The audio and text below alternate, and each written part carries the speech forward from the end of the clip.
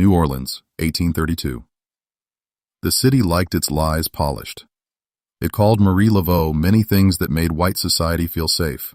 A spectacle, a hairdresser with a talent for drama. A free woman who knew how to make frightened people hand over coins, secrets, and trembling respect. Men in tailored coats smirked when they said her name in daylight. Women who had invited her into private rooms lowered their voices after dusk. Priests warned about superstition. Judges dismissed what they did not control. Merchants laughed in public and locked their doors more carefully at night. That is the version the city preferred. It is also the version that protected the guilty. Because while New Orleans performed its theater of refinement in 1832, the trafficking of black bodies was not happening in some hidden wilderness beyond polite society. It was happening in the center of commerce. On the levee, in counting rooms, in narrow courtyards behind respectable homes, in locked pens near Chartres Street, in exchange houses where human beings were entered into ledgers with greater care than livestock. Children were inspected under daylight. Mothers were priced according to age, teeth, hips, and obedience. Men were purchased for labor, rented for profit, beaten for resistance, and resold when their backs began to fail. This was not disorder. This was business. And some of the most savage men in that business were not backwater thugs. They were polished traffickers who knew how to clean blood with paperwork. One of them, in this account, was Etienne Dufresne, a dealer operating through the riverfront warehouses east of Jackson Square. Another was Lucien Votran, who passed himself off as an importer and credit broker while arranging private sales of enslaved women to plantation buyers upriver.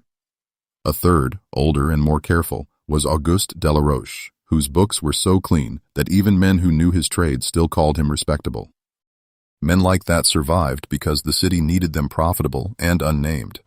And that is where Marie Laveau entered the story not as folklore, but as a problem for them. In public, she moved through New Orleans in a way that invited misreading. She listened more than she spoke. She worked near the homes of people who thought a black woman's silence meant ignorance. She handled hair, cloth, scent, prayer, gossip, grief, and ritual, the intimate debris of a city rotting from the inside. She stood close enough to hear what wives feared, what mistresses concealed, what drunk merchants bragged about, and what servants whispered after clearing the silver from the table. People still reduce that access to mystique because mystique is easier to tolerate than method. But what Marie possessed in 1832 was not stage magic, it was proximity. It was memory. It was discipline. It was a citywide network of fragments. And fragments, in the right hands, become evidence. She heard the names first. Not from grand confessions, not from dramatic revelations, from the loose mouths of men who never imagined they were being recorded in the minds of the people they treated as furniture. A trader boasting that a shipment from Virginia had arrived stronger than expected. A buyer complaining that a pregnant woman fetched less than she should have because her husband caused trouble. A clerk muttering about forged transfer papers. A woman in silk asking whether a girl could be moved quietly before her husband returned from Baton Rouge. A driver saying 2 children would be taken south before Sunday Mass. This is how cities speak when they believe the oppressed do not count as witnesses. Marie counted everything. By the summer of 1832, rumors around Congo Square and the river wards began to tighten into patterns. Certain wagons moved at certain hours. Certain brokers never appeared at auctions but always took a portion. Certain constables drank for free in houses where chained people waited behind shuttered windows. Certain priests said nothing. Certain judges delayed nothing. New Orleans was not failing to see slavery's cruelty. It was organizing it. And in that machinery, Marie Laveau began to understand something the city's official historians would later try to bury. Public power was not the only power that mattered. Private fear could do damage where law refused to act. That was the opening. Dufresne feared scandal, not jail. Men like him rarely feared jail. He feared any whisper that he had cheated buyers, hidden disease among captives, or kept a white mistress entangled in his accounts. Votran feared exposure of a child born outside marriage and quietly supported through funds siphoned from transport contracts. Delar Roche feared church scrutiny because half his legitimacy rested on pews, donations, and dinners with men who preferred not to know exactly how his wealth was made. These were not demons from legend. They were ordinary slave traders. That is the true ugliness. Evil in New Orleans wore polished boots, signed receipts, nodded during sermons, and called itself order. By late August 1832, Marie had become something dangerous to them without yet being visible as a threat. A laundress on Ursuline Street passed word to a dock laborer. A cook in the home of a sugar factor overheard payment terms for an illegal transfer. A stable boy saw shackled men moved after midnight through a side alley rather than the main route. A woman sold from St. Bernard Parish left behind one crucial name before she was taken upriver. A grieving mother in the 3rd municipality described the scar on the traitor who separated her from her son. Names, roots, habits, weaknesses. That is how a shadow campaign begins. Not with thunder, with inventory. And Marie understood one more thing that moral cowards still refuse to admit. In a city built on the sale of black flesh, truth had to travel by unofficial roads. The courthouse was not made for justice. The market was not made for mercy. The church too often was not made for the broken. So the burden fell where it has too often fallen in history, onto those already under siege. This should be remembered carefully. No one handed black women in New Orleans a lawful mechanism to stop men like Dufresne. No statute opened its arms. No merchant council invited testimony. No patrol existed to rescue the trafficked. The system did not malfunction.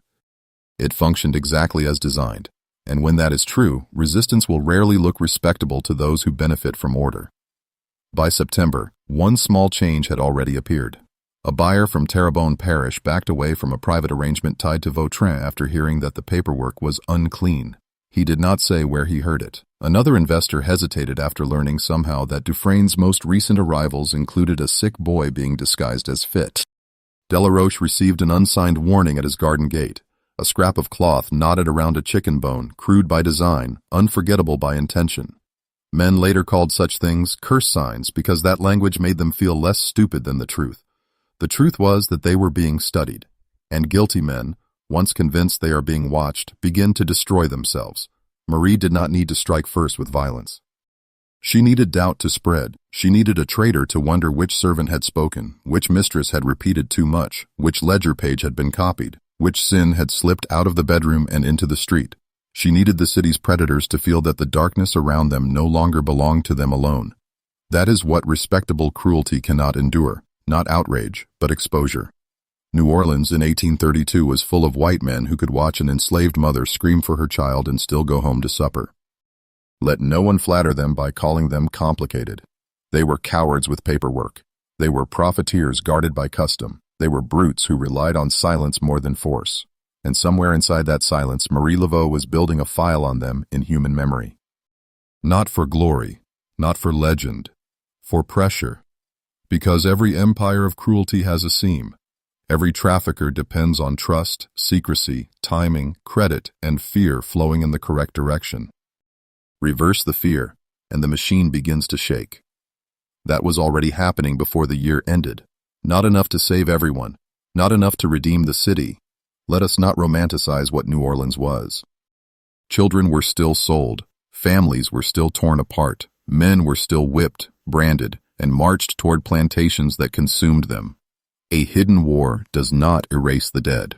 It only reveals that some refused to kneel before the dead were counted. That too deserves to be recorded, because history has a habit of turning black resistance into rumor and white violence into administration. It files the crime under commerce and the defiance under superstition. It asks us to admire architecture and forget the chained people who passed beneath its balconies. We will not do that here. We will remember the year. We will remember the city. We will remember that before the traders started falling into panic, before their networks frayed, before their buyers hesitated, before their secrets began returning to them like judgment, there was first a woman standing in plain sight while men mistook her visibility for harmlessness. That was their first mistake. If you're listening from New Orleans, Louisiana, or anywhere the past still leaves scars, comment your city and tell me, do you believe fear can destroy an empire faster than force? By 1833, New Orleans had settled deeper into its own corruption. The city did not simply tolerate the sale of black bodies, it refined it. It gave it rhythm, paperwork, discretion, and polite language. It wrapped violence in invoices. It covered abduction with contracts. It let men who broke families apart call themselves traders, brokers, importers, creditors, even gentlemen. That is the first fact that must be kept in view. Slavery in New Orleans was not chaos. It was administration serving brutality. And Marie Laveau was no longer just collecting rumors. She was building structure. By January 1833, she had begun sorting information the way a clerk might sort debt records, except her ledger lived in memory, in whispers, in repeated names, in patterns no courthouse would ever preserve because the courthouse itself was contaminated. She did not need official papers to see what was happening. She needed consistency. A name mentioned twice by unrelated mouths. A wagon seen at the same alley 3 Mondays in a row. A child described in one district and then whispered about again near the levee. A trader's habit of moving people after dark, then attending mass as if nothing in the city had blood on it. That is how the hidden routes became visible. One route ran from a yard near Chupitula Street, where enslaved men were briefly held before transfer to upriver buyers. Another passed through a narrow property behind a respectable merchant's townhouse near Royal Street, where women and children could be kept out of public view before private negotiation. A third touched the riverfront sheds east of the French market, where papers could be altered before transport. None of this was accidental. The trade depended on movement without scrutiny, and scrutiny was exactly what Marie was learning to create. She did not do it alone. That is another lie history likes to tell, that one remarkable figure appears above the crowd and acts by miracle. No. Systems of resistance are built by people the record tries not to honor. There was Rosette Baptiste, a cook in a Creole household on Dauphine Street, who heard visiting men talk too freely after brandy. There was Isaac Turner, a drayman hired to move crates at the river, who noticed which wagons were too heavily guarded to be carrying merchandise. There was Celine, a laundress with access to stained collars, hidden letters, and the nervous routines of wealthy households. There was old Micah, a free black carpenter who repaired doors and shutters and understood which properties needed stronger locks because people were being held inside against their will. There was a girl called Adele, no more than 15, who carried food to a side building behind a broker's office and once counted 7 children there in a single night. These people were not treated as witnesses by the city. They became witnesses anyway. By March 1833, 3 names kept surfacing together more often than chance could excuse. Lucien Votran, the broker who disguised trafficking arrangements as credit settlements, Henri Marchand, a transport agent with ties to Baton Rouge buyers, and Judge Remy Valois, who never touched a chain himself but delayed disputes, validated suspicious transfers, and made legal obstacles disappear when the right men approached him quietly enough. This is how evil protects itself when it wants clean hands. One man sells, another moves. Another certifies. All of them pretend the crime belongs to someone else. Marie saw the chain for what it was. She also saw where it was weak. Votran liked women, and more importantly, he liked being trusted by women who believed he could shield them from scandal. That meant he talked too much in private rooms. Marchand drank with wagon masters and stable hands because he mistook forced companionship for loyalty. Judge Valois relied on a reputation for restraint, which made him especially vulnerable to any whisper that his restraint concealed profit. None of these men feared the suffering they caused. Men like that rarely do. They feared contamination of status. They feared being named in the same breath as the filth from which they made money. That fear was useful. By the summer of 1833, Marie's network had learned more than names. It had learned timing. Trafficked people were not moved randomly. Women judged likely to resist were often transferred just before dawn, when the streets were quiet enough for muffled crying to pass as ordinary disturbance. Children were separated fastest when a buyer was already secured, because delay increased risk of attachment, pleading, recognition, and trouble. Men marked for hard plantation labor were inspected more openly, but women intended for private arrangements disappeared through side doors, secondary courtyards, and rear passageways where records could be manipulated later. That distinction mattered. It exposed motive. The city's official auctions were only one face of the trade. Behind them was a secondary market of concealment, sexual coercion, fraudulent paperwork, and quiet removals arranged to spare respectable buyers embarrassment. A child might vanish from one ledger and reappear under another description. A mother might be recorded as transferred for debt when in fact she had been sold because her owner's household wanted her daughter kept silent. A young man might be labeled disorderly to justify a rushed removal after he recognized someone he was never supposed to identify. This is what New Orleans protected in 1833 and 1834. Not merely slavery in the abstract, but a layered machine of lying. Marie understood that piety would not touch it, respectability would not shame it, appeals to conscience would not stop it. The men profiting from human sale had already made peace with their own damnation. The only language left was leverage, and leverage begins with detail. One evening in October 1833, Rosette overheard Votran mention a girl from St. Mary Parish who was to be placed quietly before the end of the week. He used that word, placed, because traffickers prefer the vocabulary of furniture when human pain might otherwise embarrass them. Rosette passed the description forward. Light scar near the chin, no more than 17. Mother sold separately 2 months earlier. Within 2 days, a dockside laborer heard Marchand arguing over transport delay connected to the same girl. By Sunday, Marie knew not only the victim's likely route, but the names of 2 men facilitating her disappearance. This is what the city never wanted recorded. The enslaved and the free black poor were often the only people doing actual investigative work. By early 1834, Marie's knowledge had widened into something close to an internal map of the trade. She knew which boarding houses sheltered men who brokered illegal sales. She knew which churchgoers financed shipments while performing righteousness in public. She knew which constables could be bribed with money and which preferred whiskey, debts forgiven, or access to women. She knew which river captains would move chained people with false manifests and which only carried the cargo after another man dirtied the books first, and she knew the trade's emotional fault lines. A trader could survive rumor of cruelty. In fact, cruelty often improved his standing with certain buyers. He could survive rumor of greed because greed was assumed. But rumor of contamination, disease concealed, accounts falsified, white families entangled, illegitimate children exposed, church donations traced to trafficking, judges too intimate with brokers, those things struck at confidence. Confidence was money. Money was movement. Movement was the whole engine. So the real target was not only the trader, it was trust between guilty men. By April 1834, small disruptions were already appearing. A plantation representative from St. Charles Parish refused to close on a lot connected to Marchand after hearing that the ages are not true. A creditor demanded fresh verification from Votran on 2 women listed as healthy. Judge Valois received a private note implying someone knew why he had expedited a contested transfer the previous winter. No public accusation followed. None was needed. Once suspicion entered the room, every corrupt man began imagining the source. That is the force Marie was shaping, not rebellion in the open square, not speeches, not a clean moral drama the city could quickly crush and then sentimentalize later. This was quieter and more dangerous. She was teaching predators to look over their shoulders. She was teaching the trade to suspect its own bloodstream. And there was another reason this mattered. By then, in 1834, New Orleans had become expert at turning black suffering into background noise. A crying mother at a holding yard no longer interrupted commerce.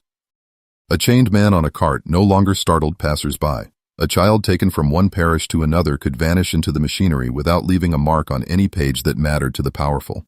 Repetition had dulled moral instinct. The city had trained itself not to see. So Marie worked in the only direction that remained. If the city would not see the victim, it would be forced to see the guilty. That is not mysticism. That is moral strategy. Remember this clearly. The people gathering information were not protected reformers writing petitions under gaslight. They were black people living inside a city that sold them, watched them, used them, dismissed them, and punished them for knowledge. Every name passed forward carried risk. Every description repeated could end in beating, disappearance, or sale. The men they were tracking had money, police access, church influence, and legal cover. Yet the information kept moving. That fact deserves more than admiration. It deserves reverence. Because courage is often misdescribed. People imagine courage as loud, dramatic, instantly visible. But in a slave city, courage was a cook remembering exact words while keeping her face still, a laborer counting wagons without being noticed. A laundress recognizing the initials on a handkerchief stuffed into the pocket of a man who swore he had never visited a holding house. A woman like Marie Laveau, listening, storing, comparing, waiting, refusing to waste truth before it could wound the right target. By the end of 1834, the trade was still standing. Families were still being cut apart. Children were still being priced and moved. Respectable men were still laundering savagery through ledgers and law.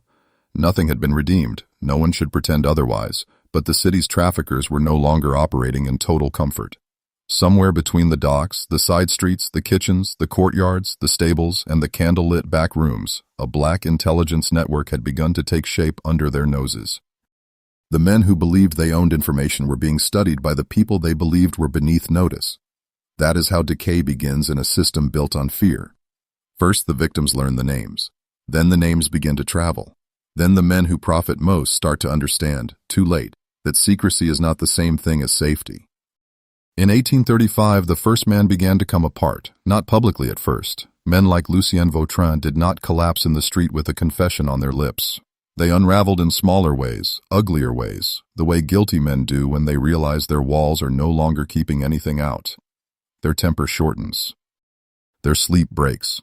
Their accounts stop matching. Their allies grow cautious. Their servants notice fear in the voice. Their buyers begin asking questions they never asked before. And then the city, as always, reaches for superstition before it reaches for truth. By January 1835, Votran was still operating out of New Orleans with the same polished routine that had protected him for years. He still wore dark coats cut to flatter respectability. He still conducted meetings in borrowed offices rather than dirty pens, because men in his line of work preferred distance from the visible evidence of their trade.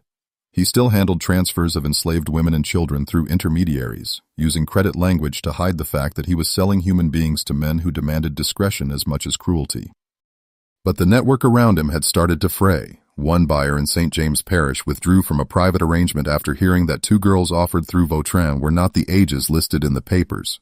Another, a sugar planter named Marcel Devereaux, delayed payment on a woman he had already agreed to purchase because word reached him that her transfer history had been altered twice in 6 months. A third man from Iberville sent his clerk instead of appearing in person, then refused the lot entirely after a quiet exchange at the door. This was not coincidence. This was pressure. Someone was reaching men before the deals closed. Someone was making private confidence feel unsafe. And Votran knew enough about his own sins to understand that no honest misunderstanding could explain the pattern. He had lied too often, hidden too much, and built profit from too many broken families to mistake this for bad luck. He began asking questions in the wrong tone. He struck a stable boy in February for failing to answer quickly enough. He accused his bookkeeper, Armand Belloc, of discussing client names over drinks. He demanded to know which servant had repeated details from a supper held 3 weeks earlier in a house on Rue Toulouse. He was not searching for truth anymore. He was hunting a leak inside a life built entirely on rot. That is the thing about predatory men. When fear finally comes for them, they do not develop conscience. They develop paranoia. Marie Laveau understood exactly how to feed it. By then, the information gathered in 1833 and 1834 had ripened into something sharper than rumor. It was no longer just that she knew who trafficked women, who forged ages, who separated children first, who bribed clerks, who moved captives through side properties near the river. She knew which particular lies each man needed protected in order to keep doing business. With Votran, the vulnerability was not merely fraud. Fraud was expected. It was that too many parts of his life overlapped. He had a married patron whose wife trusted him. He had a mistress who knew the names of buyers. He had a hidden arrangement involving a mixed-race child housed outside the city under another man's name. He had transport records that could not survive direct comparison with parish inventories. He had built a machine so dependent on secrecy that one precise whisper in the right place could cost him more than a public accusation. And that whisper came. In March 1835, a folded scrap appeared under the account ledger in Votran's office. No signature, no grand threat. Only a line written in careful hand. The child from Opelousas was younger than the paper said. That sentence did not need explanation. He knew which child. He knew which sale. He knew that only a handful of people had been close enough to that transaction to recognize the risk. And worst of all, he knew the note writer had chosen the one detail that could not be dismissed as a theatrical curse. A curse can be laughed at in daylight. Accurate knowledge cannot. He told no one about the note. That silence is important. Guilt hides twice, first in the crime, then in the refusal to report being watched. Over the next 6 weeks, other disturbances followed. A charm bundle was left at the rear gate of a rented holding property near Esplanade. Twine, ash, a feather, a small bone. The city would later call such things voodoo signs, as if the object itself had power independent of the mind it entered. but objects are often only delivery systems for terror. What mattered was not the bundle. What mattered was that it appeared at a place no outsider was supposed to know Votran used. He ordered it burned, then he changed the guard, then he moved 2 women scheduled for transfer a full day earlier than planned, disrupting his own arrangement because fear had entered the timetable. This is how a trafficker begins to defeat himself. He stops acting like an owner of the system and starts acting like prey within it. By April, Marie's network was not just watching him, it was watching the consequences spread outward. Rosette Baptiste heard that Votran had lost his temper during a dinner at the home of a merchant who financed several discreet sales. Isaac Turner saw a wagon rerouted from its usual street toward a less direct path, suggesting panic rather than planning. Celine, moving through wealthy households as laundresses did with invisible access, heard one white woman ask another whether Mr. V was being extorted by someone from the islands. That detail matters because corruption, when cornered, always tries to invent a foreign monster rather than admit that local victims have learned how to strike back. New Orleans wanted mystery. The truth was organization. And then came the ledger problem. In May 1835, Armand Belloc, Votran's bookkeeper, discovered a discrepancy involving a young woman listed as sold to a Terrebonne buyer but still physically present in a side property for 2 additional nights. That kind of mismatch was dangerous because buyers tolerated cruelty, even disappearance, more readily than uncertainty and title. Money depends on confidence. Confidence depends on paperwork appearing firmer than flesh. Belloc raised the issue privately. Votran answered by dismissing him from the room and later accusing him of disloyalty. Within days, Belloc was gone from the office. The city might call that a staffing matter. We should call it what it was, a sign that Votran was cannibalizing his own defenses. By early June, he was sleeping in different locations. He stopped meeting some buyers alone. He had one servant whipped after a silver cup went missing, though the theft was almost certainly unrelated. Fear does that to men accustomed to impunity. It teaches them to interpret every small breach as judgment approaching, not moral judgment, exposure. And still, the city misnamed what was happening. People whispered that Votran had been marked. They said Marie Laveau had placed him under shadow. They said spirits had entered his house, soured his fortunes, turned his luck. No. Let us be more precise than the gossiping city that failed its victims. What entered his house was consequence. What soured his fortunes was surveillance. What turned his luck was the simple fact that he was no longer the only one in possession of his secrets. There is a lesson in that worth stating plainly. Oppression survives not only through force but through control of information. The enslaved are beaten, moved, sold, and isolated so that each person's suffering stays fragmented. The trader knows the route, the paper, the buyer, the timing. The mother knows only the child was taken. The child knows only the wagon moved. The laborer knows only which door was used. The clerk knows only which ink was altered. Power lies in holding the whole picture while victims are denied it. Marie's genius in 1835 was not theatrical menace. It was reunification of fragments. She put the pieces back together. That is what made men like Votran vulnerable. By July, the damage was visible in money. 2 buyers shifted to Henri Marchand for transport coordination, not because Marchand was cleaner, but because Votran now seemed unstable. A creditor demanded tighter verification before extending further cover. A church-going associate declined to host him publicly after hearing that unsettling notices had reached his office. Again, no formal charge. No court action, no open scandal. That is what makes this so devastating. His decline was driven not by law, but by erosion of trust among the corrupt. He tried to strike back. There were attempts to trace the source of the warnings, questions put to servants, payments offered for names, quiet pressure applied to people too poor to defend themselves. One free black man was detained for a night and released only after denying knowledge of women's tricks aimed at merchants. A girl attached to a boarding house was beaten when Votran's associate decided she had looked too long at a document left open on a desk. Such is the moral architecture of slavery. When the powerful are frightened, the powerless bleed first. Remember that. A shadow campaign does not unfold in clean lines. Pressure on the guilty often increases danger for the vulnerable. That does not make resistance immoral. It makes the system around it monstrous. The blame belongs where it always belonged, with the men trafficking human beings and the city shielding them. By August 1835, Votran made his worst mistake. He rushed a sale involving 3 children from a holding property near the river because he feared delay more than error. The ages were wrong. 1 child was visibly ill. The transfer papers had been handled too quickly. The buyer rejected the lot in anger, and word of the failed arrangement traveled faster than Votran could contain it, not to the newspapers, not to any institution interested in justice. It traveled through business mouths, through dinner tables, through cautious investors, through the same channels he had once relied on to move bodies quietly. The machine had begun spitting out its operator. By autumn, the city said he was cursed. That word served everyone who wished to stay morally lazy. It let white society reduce a campaign of intelligence, memory, and pressure into folklore. It let them avoid saying that a black woman and the people around her had found ways to destabilize a trafficker without ever being granted the dignity of legal protection.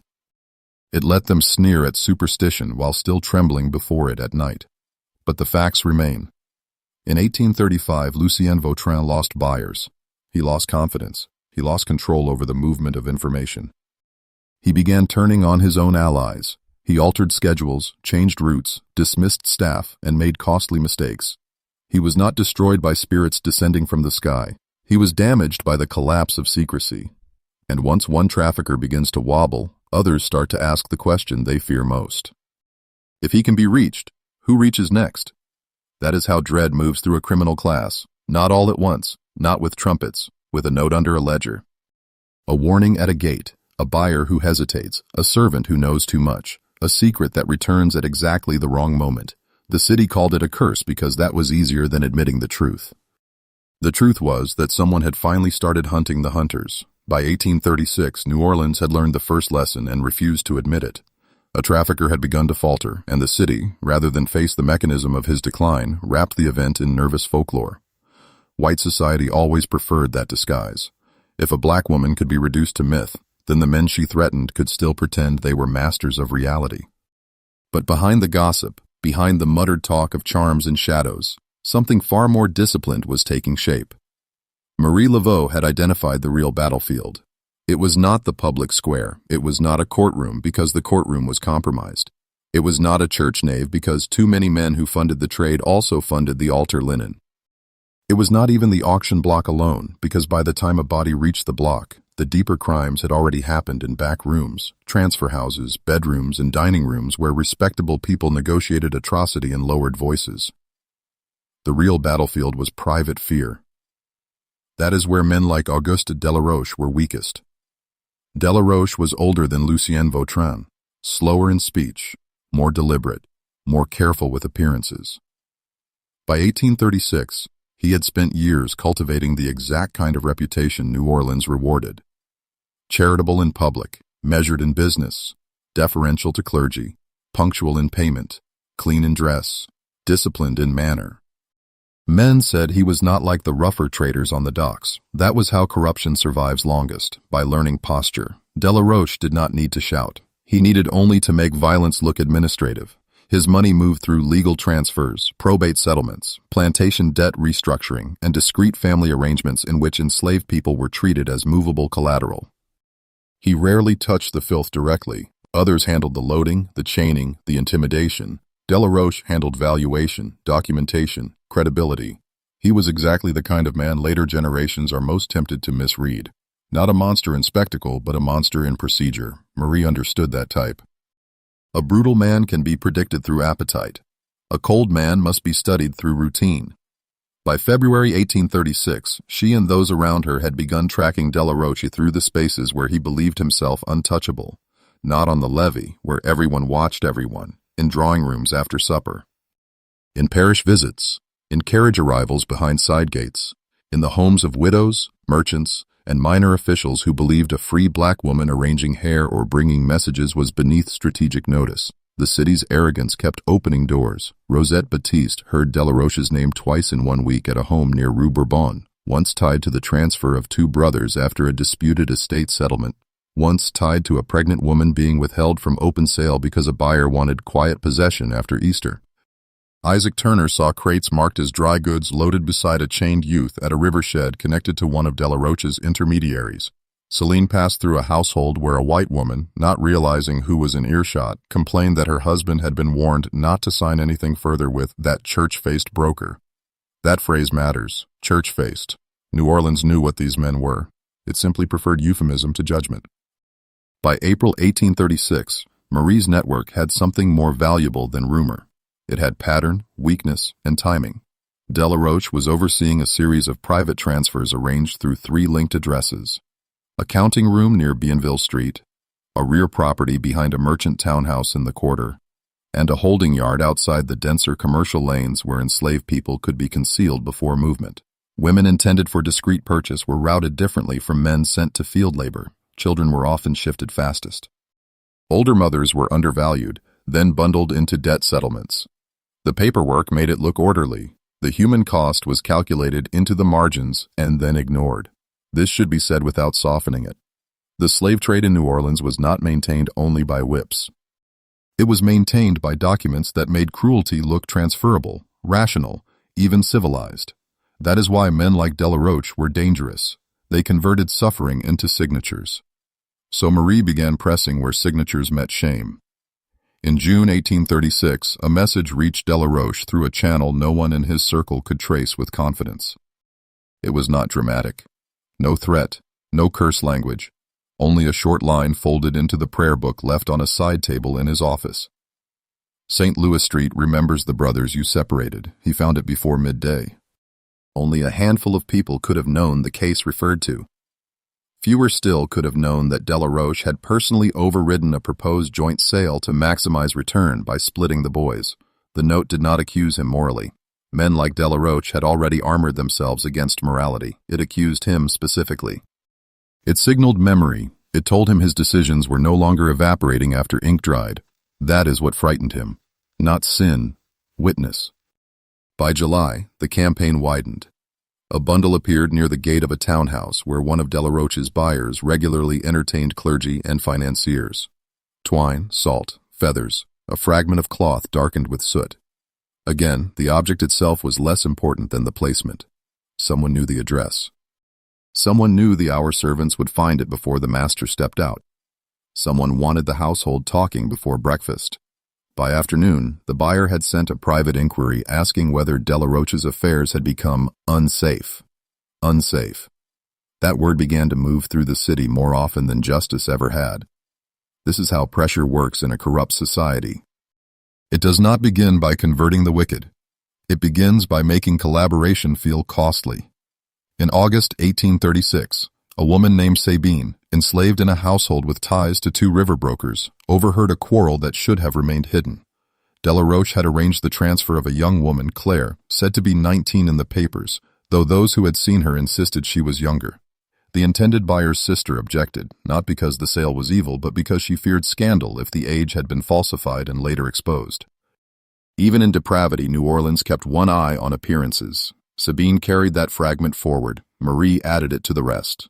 Then the warning returned, dressed in symbols the city would call superstition because that label let men remain stupid. In September, Delar Roche received a parcel containing a child's ribbon tied around a scrap of ledger paper. No signature, no demand, nothing written at all. He understood it anyway. The ribbon echoed the case of Claire. The ledger scrap told him the threat was not spiritual chaos, but informational breach. Somebody knew the girl, somebody knew the record.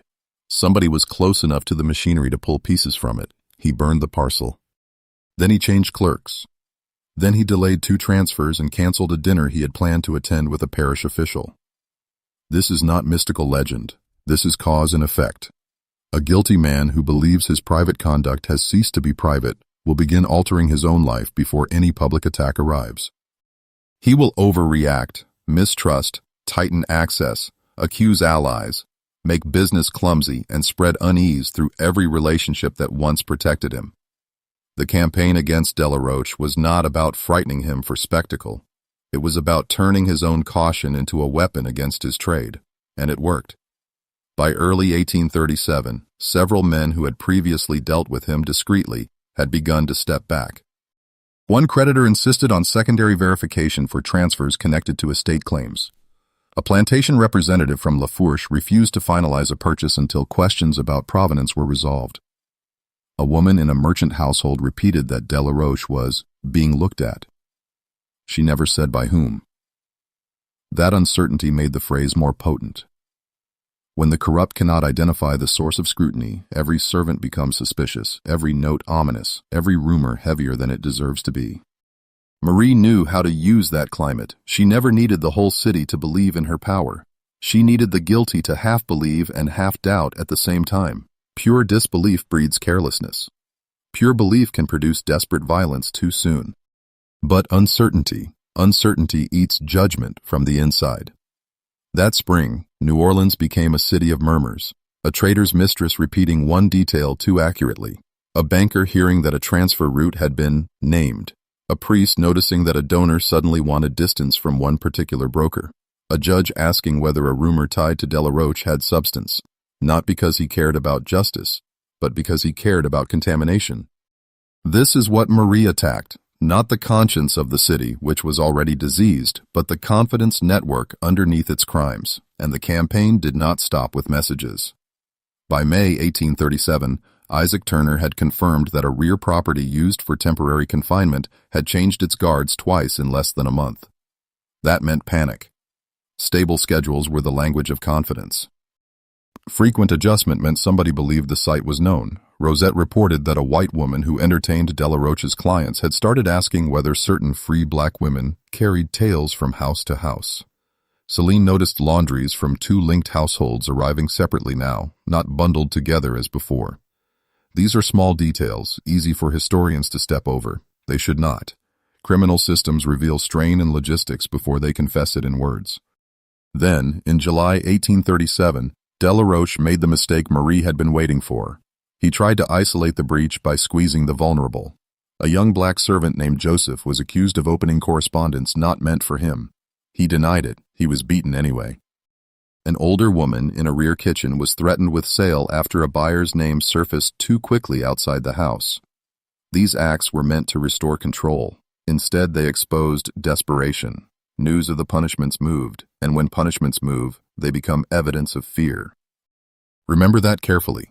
The powerful always call retaliation discipline. Often it is confession by other means. By late 1837, Delar Roche's standing had not collapsed completely. Let us not turn this into fantasy. Men like him were difficult to destroy because the city itself was built to absorb their sins. Families still suffered, children were still separated, women were still routed through private sale. The machine remained in motion. But it was no longer moving smoothly. Business partners second-guessed him, clients hesitated, routes shifted, households whispered.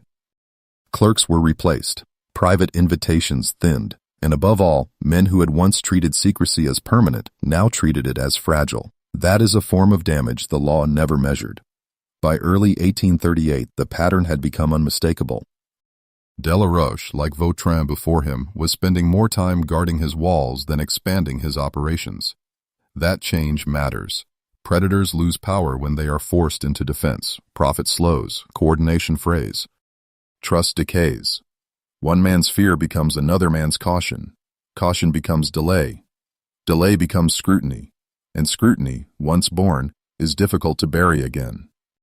So when people later said Marie Laveau fought with spirits in graveyards and spells in the dark, they were naming the surface because they feared the core. The core was this. She had learned how to make respectable evil feel observed.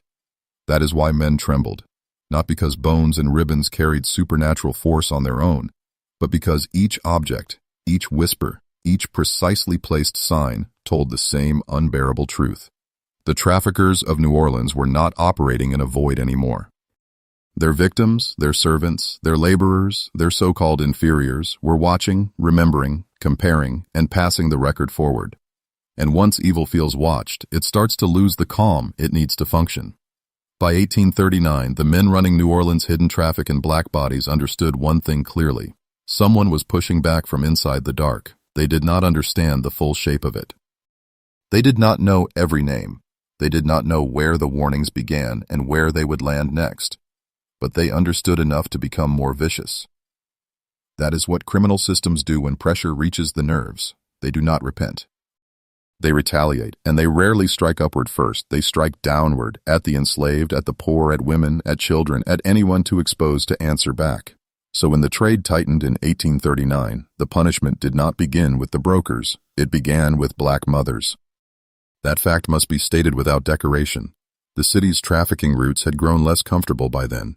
Men like Lucien Votran and Auguste Delar Roche were no longer moving through business as if secrecy were guaranteed. Buyers had become cautious. Clerks had become nervous. Intermediaries were changing addresses, changing guards, changing schedules. A system built on smooth transfer had started to grind, and every delay, every mistake, every hesitation threatened profit. Profit demanded a victim. In January 1839, a woman called Miriam Boudreau was taken from a holding yard near the river after she refused to stop calling her son's name. Her boy Samuel, no older than 8, had been removed 2 days earlier and transferred through a side arrangement connected to a St. Charles Parish buyer. Miriam's offense was not violence. It was memory spoken aloud. She kept naming the child in front of a clerk, a driver, a cook, a guard. She made separation visible. Within hours, she disappeared from the yard register and was listed as moved under revised debt terms. That is how a mother vanishes in a slave city, not through mystery, through paperwork. By February, 2 more cases surfaced through Marie Laveau's network. A seamstress named Ruthie, hired part-time in a French quarter house tied to a broker, heard that a woman from Plaquemines had been sent out of the city ahead of schedule after asking too many questions about her daughter's destination. At nearly the same time, Isaac Turner saw a covered wagon leave a rear property near Esplanade before dawn carrying what sounded like children. But by midday, the property record reflected only 1 adult transfer. That discrepancy mattered. In a lawful city, it would have triggered inquiry. In New Orleans, it was absorbed like all the others. This is why memory had to become evidence where law would not. Marie understood the shift immediately. The campaign against the traitors had touched their nerves, but the backlash was hitting the families most exposed to the machinery. That changed the stakes. Before, the mission had been disruption. Now it was also preservation of testimony. Because when children were moved faster and mothers erased from records, the city was not only trafficking human beings, it was destroying the witness chain. That, too, was deliberate. A system of sale becomes stronger when grief is disorganized. 1 child sent upriver, 1 mother sold inland, 1 father whipped for asking questions, 1 sibling listed under a wrong age. Once the fragments are scattered, the crime looks smaller from the outside. That is how slavery survived respectability. It shattered truth into separate agonies and trusted that nobody with power would ever reassemble them. Marie kept reassembling.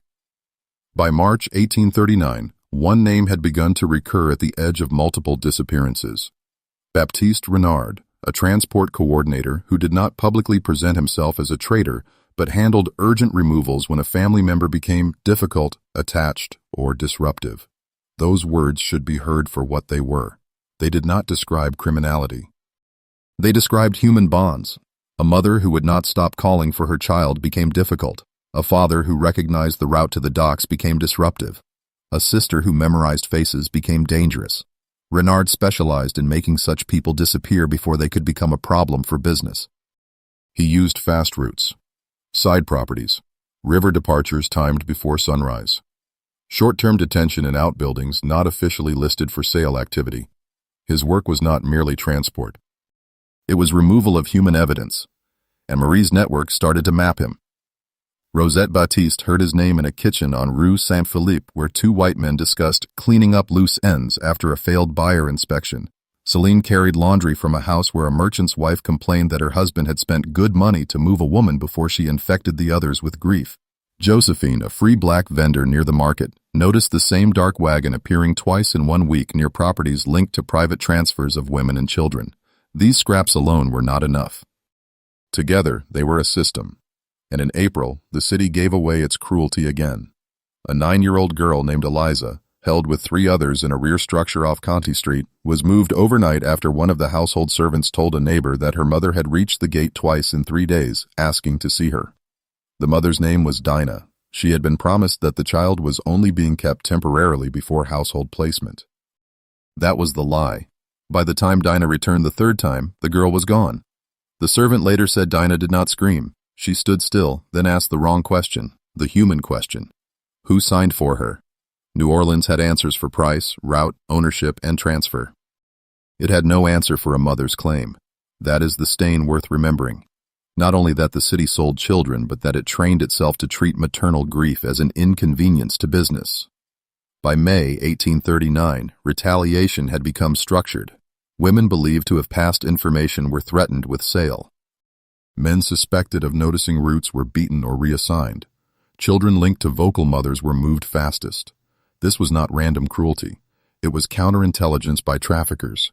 They were identifying pressure points and cutting them out of the human network.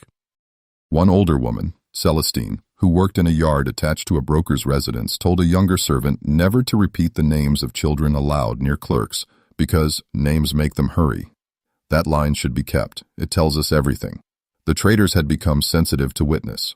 Once a child's identity began circulating too widely, the machine accelerated to erase the trail. And still the city would later reduce all this to legend, as if Marie Laveau's role belonged only to ritual and rumor. No. What was happening in 1839 was operational. The trade was being pressured, the trade was adapting, and black families were paying for that collision with blood, distance, and silence. In June, Marie's network received word of an especially brutal case tied to Baptiste Renard and a buyer named Théodore Savoy. A pregnant woman called Esther had been held in a side property outside the main quarter because the buyer wanted to inspect her after delivery, believing a child would increase long-term value if kept alive. Esther's husband, Jonas, field labor from a nearby estate transfer, had somehow learned the location and tried to reach the property through a rear alley. He was caught, beaten, and sent away in irons. Esther was moved within 24 hours. No formal record linked the two. The city did not call that family destruction, it called it correction. This is why moral language matters. Too much history borrows the vocabulary of the powerful. Transfer, placement, correction, debt settlement, domestic arrangement. Those phrases are verbal bleach. They do not describe reality. They conceal it. Esther was not transferred. She was isolated for reproductive profit. Jonas was not corrected. He was punished for acting like a husband and a father. Their child was not collateral. The child was a human being entering a system already waiting to price its body. We should name things cleanly because the traders never did. By July, the strain on the network around Marie was worsening. Information still moved, but at greater cost. Some sources went silent, likely under threat. A cook who had passed details from one merchant household was suddenly sold to a plantation upriver. A stable hand known to Isaac Turner disappeared after being questioned about wagon routes. One laundress refused further contact after a mistress hinted that women who carry tails could be sent out of the city without warning. Fear was spreading on both sides now. That is what happens in a shadow war. Pressure never remains pure. It contaminates the air. But there was another effect, and it mattered.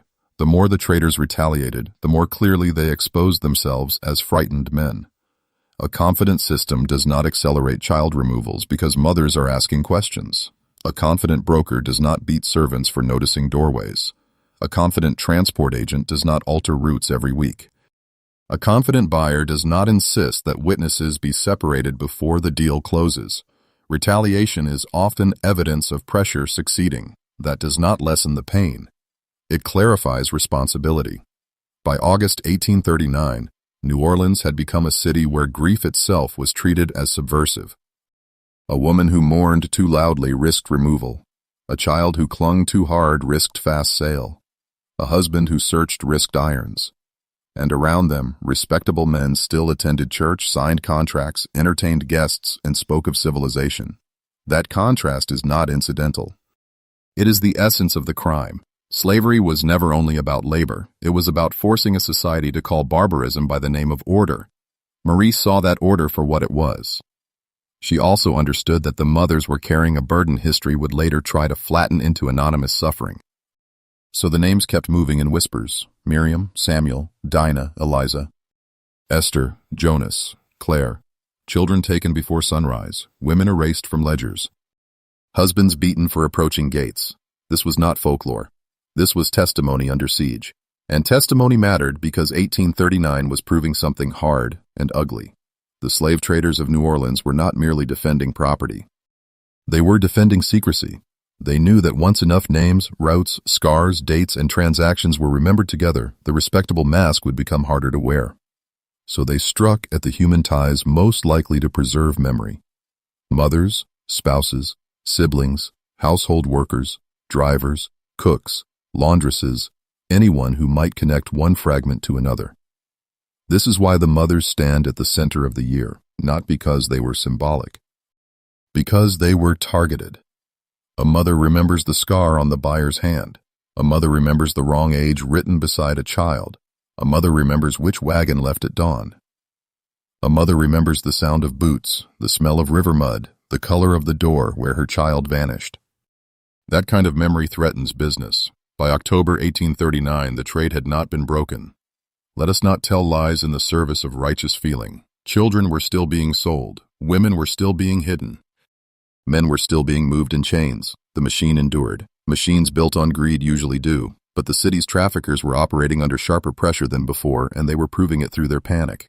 Every rushed transfer, every erased name, every retaliatory beating, every mother removed for asking questions exposed the same truth. Someone had forced the hidden market to feel watched, and the market was lashing out because it could feel itself being tracked. That year should not be remembered as an episode of ghost story theater. It should be remembered as a year when black families paid in flesh for the fear entering the trader class. The traders answered scrutiny with cruelty because cruelty was the only language they had ever mastered. And the mothers, as they so often do in the history of atrocity, carried the record forward anyway, even when the city tried to scatter it. Even when the ledgers lied, even when the children were gone before daylight, even when grief itself was treated like a crime. That is not romance. That is the truth New Orleans preferred buried.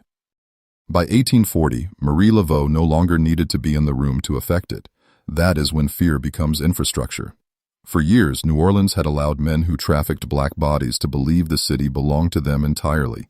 Its docks, its ledgers, its courtyards, its judges, its priests, its merchants, its side gates, its whispers, its nights. They believed they controlled movement, information, punishment, and memory. They believed black suffering could be priced, relocated, silenced, and then forgotten. That was the deeper arrogance beneath slavery. Not only the right to dominate, but the assumption that the dominated would never become observers, archivists, or strategists. By 1840, that assumption was under attack. The damage was not always visible to the public. The auctions still happened. Families were still broken apart. Children were still moved under false ages and false descriptions. Respectable men still wore clean linen to church after arranging human transfers in private. Nothing about the city had become moral. But underneath that smooth surface, the trader class had changed its behavior. That matters. Criminal power is often measured by what it dares to do in daylight, but its weakness is measured by what it begins hiding from itself. By January 1840, several brokers connected to the river traffic had altered routine patterns they had followed for years. Transfers once scheduled predictably after dawn were shifted earlier or broken into smaller movements. Intermediate holding sites were used for shorter periods. Fewer men were trusted with full route knowledge. Some buyers insisted on using new clerks, new drivers, even new side entrances, as if changing the shape of the doorway could cleanse what passed through it. This was not strategy born of strength. It was fear spreading through habit. Isaac Turner, still watching wagon movements near the riverfront, noticed that one property linked to Baptiste Renard changed guard rotations 3 times in 6 weeks. Rosette Batiste heard from a kitchen on Ursuline Street that a merchant refused to receive a broker in his main salon and instead met him in a rear room for discretion. Celine, carrying linen between homes where trafficking arrangements were once discussed with easy confidence, found that conversations now stopped when certain names were spoken, not because the crimes had ended, because the criminals had begun to imagine that every servant, every laundress, every driver, every pair of listening ears might carry memory farther than expected. That is the atmosphere Marie had helped build, not righteousness. Suspicion. And suspicion, in a society built on dominance, can be a corrosive force. One man showing clear signs of that corrosion in 1840 was Henri Marchand. He had survived the earlier unraveling of Lucien Votran by appearing more practical, more restrained, less vain. He handled transport.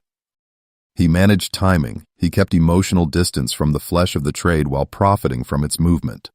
Men like Marchand often last longer because they do not crave visibility. They crave function. But by 1840, function itself was becoming unstable. Marchand had begun refusing certain jobs unless the buyers were personally vouched for. He insisted on tighter control over route information. He stopped using one storage yard entirely after word reached him that the women in the quarter know too much. That phrase should be kept intact. It reveals both the contempt and the panic. He did not say witnesses knew too much. He did not say victims knew too much. He said women, because men like him never believed black women could constitute intelligence until it was too late. In March 1840, a small but telling failure occurred. A 12-year-old boy called Daniel was to be moved through an intermediate yard outside the busiest commercial streets before transfer upriver. The papers were prepared. The driver was arranged, but the receiving buyer delayed after hearing that Marchand's roots had become unclean. That word again, not immoral, not criminal, unclean. In the language of commerce, contamination is often the first form of moral recognition. The boy remained in holding longer than expected. That delay caused panic inside the network because delay created witnesses, more eyes, more chances for names to travel. More chances for grief to become record. Daniel was eventually moved. Let us not lie for comfort. But the episode exposed how brittle the machinery had become. A rumor, a hesitation, a single buyer's doubt could now force adjustments all along the chain. That is what Marie had understood years earlier. You do not always destroy a criminal order by confronting it at its strongest point. You make it mistrust the ground beneath its own feet. By the summer of 1840, the effects had widened beyond individual traders. Merchants who financed discreet sales began demanding more distance. Intermediaries used aliases more often. Meetings were shortened. Some households stopped hosting certain brokers socially, not because conscience had awakened, because fear of association had sharpened. New Orleans was still corrupt, but corruption had started glancing over its shoulder. A city like that becomes psychologically unstable long before it becomes just. This is where the later folklore around Marie Laveau obscures more than it reveals. The city preferred to say powerful men feared her because of candles, rituals, vives, graveyard signs, whispered invocations. Those things may have had their role. Symbol matters, atmosphere matters. But let us be more exact. Powerful men feared her because she represented the collapse of informational monopoly. She stood at the center of a web in which servants, laborers, mothers, cooks, laundresses, drivers, and free black workers moved pieces of truth across the city faster than respectable society knew how to stop. That is why traders began acting like hunted men.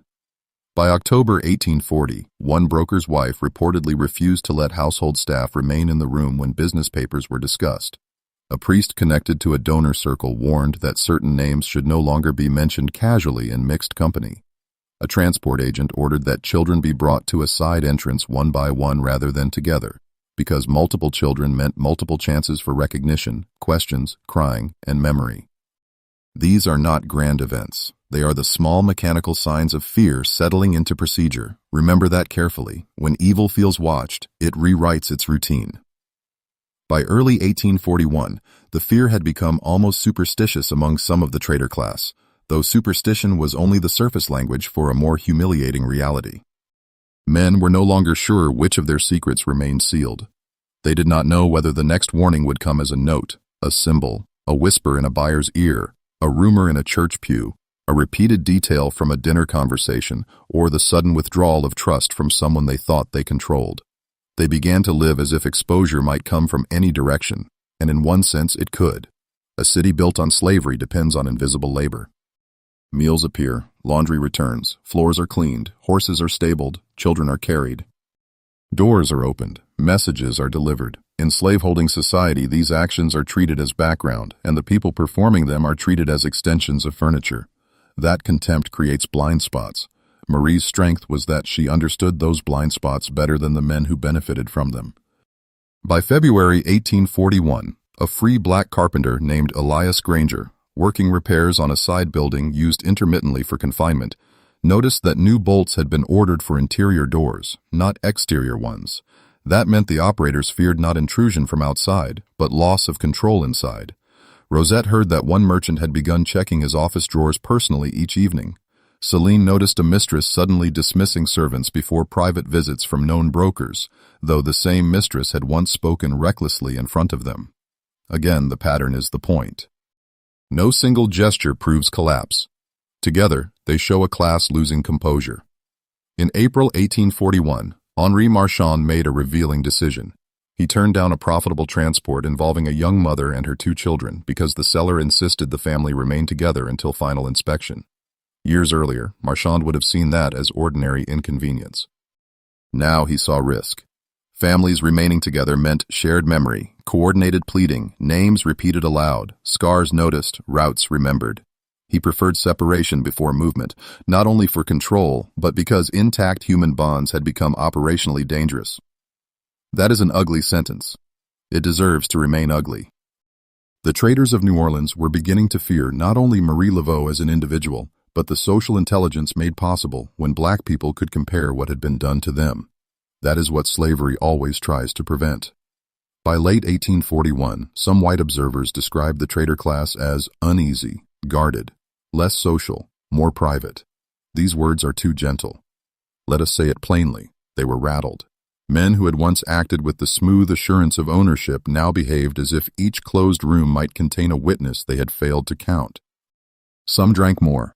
Some replaced staff too often. Some turned vicious over minor errors. Some withdrew from public dinners. Some leaned harder on clergy, as weak men often do when they want moral laundering without repentance. And all the while, the city kept generating stories to avoid the truth. It said Marie had put shadows on doorways. It said she could bind men through prayer.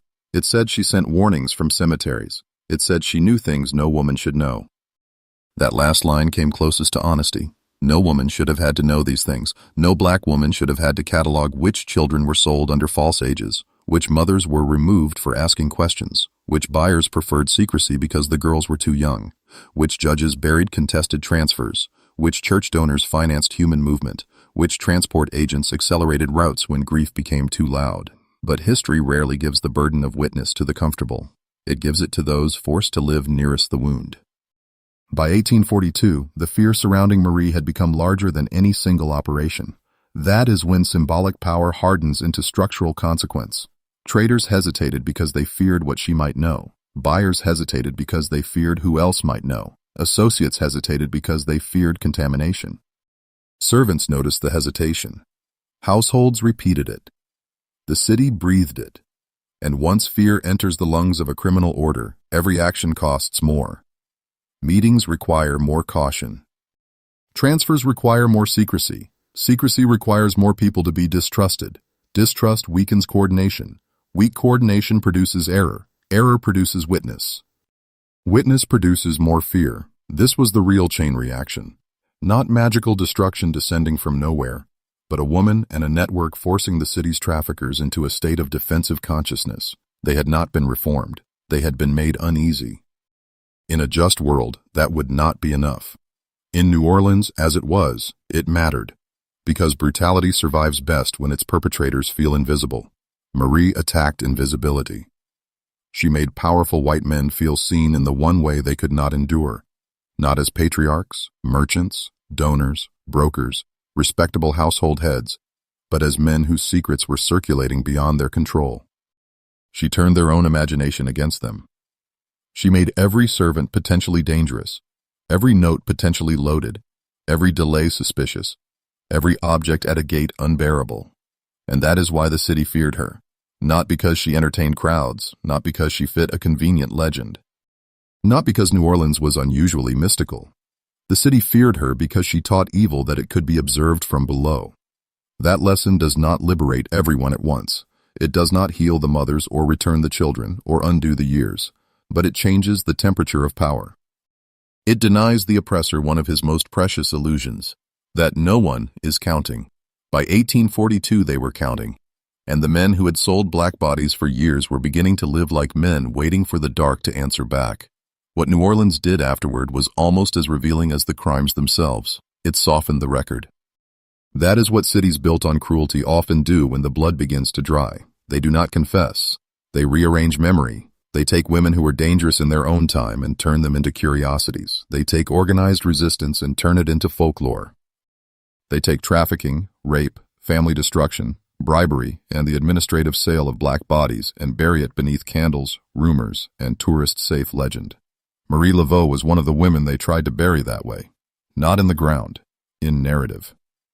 By the mid-1840s, after years of whispered warnings, disrupted transfers, frightened brokers, and households infected by suspicion, the city had already begun dressing her in a safer costume. It was easier to call her mysterious than strategic, easier to call her theatrical than disciplined, easier to say powerful white men trembled before voodoo than admit they were unnerved by something more humiliating. A black woman and the people around her had learned how to watch them, remember them, and make their crimes harder to carry in comfort. That humiliation mattered. A slave city can survive moral accusation. It can even survive scattered scandal. What it cannot endure easily is exposure from below, not simply revolt in the street, but intelligence moving through hands it considered invisible. Servants listening, mothers remembering. Laundresses observing, teamsters counting wagons, free black laborers comparing addresses, names passed in kitchens, alleys, courtyards, and prayer circles until the city's hidden machinery no longer felt truly hidden. That was the underground war. Not a single conspiracy. Not a fantasy in which one woman waved away an entire market with ritual alone. We should not insult the dead with simplification.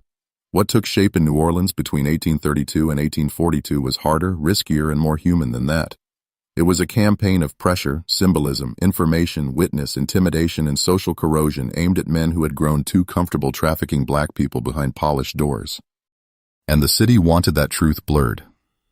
By 1843, some of the traders once spoken of with confidence were either diminished, more cautious, displaced by rivals, or forced into narrower channels of business.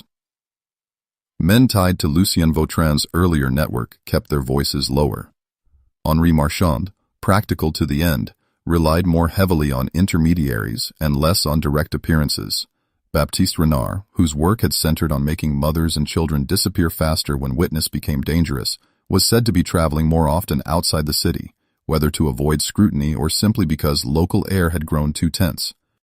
None of this amounted to justice in any complete sense. Let us not lie to make the ending feel clean.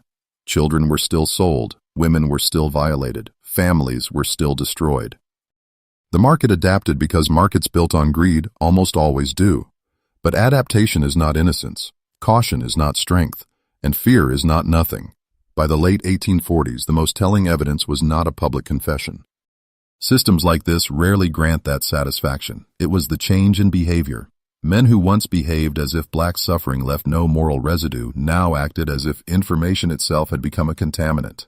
Routes shifted more often. Sensitive transactions moved through more layers. Buyers wanted less visibility. Brokers demanded more assurances. Household talk tightened. The city's polite face became more nervous because it had learned, however reluctantly, that its worst secrets were not fully sealed. That is part of Marie Laveau's legacy, whether the official record wished to say so or not. She made secrecy expensive, and that matters more than folklore ever will. The city tried another trick too. It elevated the supernatural while flattening the victims. Marie became larger than life. The mothers became smaller than history. That imbalance is useful to the guilty. If the story becomes only about a charismatic woman, then the children vanish twice, once in life, once in memory. The husbands beaten for asking questions vanish. The women removed from ledgers vanish. The cooks, laundresses, dock workers, coach hands, and servants who carried fragments of truth across the city vanish. The system reappears as atmosphere instead of structure. We should refuse that. Remember the names we trace through the dark, even if some were never preserved on a legal page. Miriam Boudreau, still calling for her son Samuel in January 1839 before being disappeared through revised debt paperwork. Dinah, standing at a gate on Conti Street asking who signed for her daughter Eliza after the child was moved overnight. Esther and Jonas, torn apart while a buyer calculated reproductive value as if a womb were inventory. Claire, too young for the age on the paper, nearly erased beneath the politeness of a broker's lie. Daniel, held because one buyer's fear made a route unclean. These people are not decorations around Marie's legend. They are the moral center of the story. And the moral center matters because the city never really feared ritual by itself. It feared record. It feared that enough fragments of cruelty might be gathered and arranged until even respectable society could no longer pretend not to recognize its own face. That is why the counterattack was so vicious. That is why mothers were moved. That is why servants were beaten. That is why children were rerouted before sunrise. That is why names disappeared from ledgers and reappeared elsewhere under altered descriptions, not because the system was all-powerful, but because it was vulnerable to witness. This is the point that should be marked in ink. Slavery in New Orleans did not merely depend on violence. It depended on management of perception. Public sale on one side, private euphemism on the other. The dock, the court, the church, the counting room, the family drawing room, all working together to make atrocity appear lawful, domestic, regrettable perhaps, but normal. Marie Laveau's shadow war attacked that normality. She did not need to abolish the entire structure overnight to wound it. She needed to make the men inside it feel watched, named, and therefore less secure. And once that happens, the machinery grinds. By the early 1850s, long after the first tremors of that hidden campaign, New Orleans was still a slave city.